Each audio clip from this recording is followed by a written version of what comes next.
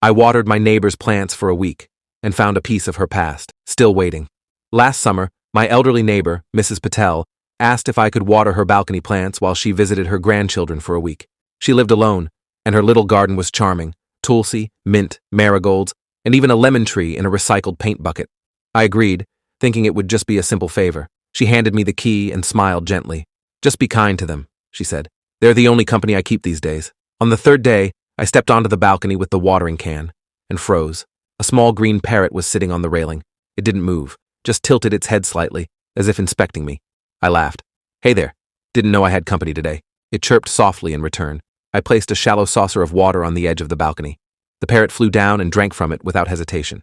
From that day on, it came every morning. Same time, same spot. I started calling him Chiku. He never tried to come close, but he always stayed nearby, watched me water the plants, nibbled on a tulsi leaf here and there. Sometimes, when I talked to him, he'd blink slowly, like he understood more than I thought. When Mrs. Patel returned, I barely had a chance to tell her about him, because he arrived on his own, fluttering gently onto the railing like he belonged there. Mrs. Patel went completely still. Her lips parted, her eyes softened, then filled with tears. "Me too," she whispered. "You came back." I looked at her. "You know him?"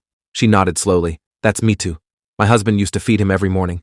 They would sit out here together, him with his tea, me too on the railing. They had their own little language." Her voice cracked. "When my husband passed, me too stopped coming. It was like he knew." I swallowed hard. I thought he was just a new visitor. I'd been calling him Chiku. She smiled through the tears. Maybe he answered to that too. Maybe he just needed someone to call him again. Now, every morning, Mrs. Patel comes out to water the plants again. Sometimes I join her. Mitu still visits. He doesn't chirp much, just sits quietly, as if remembering.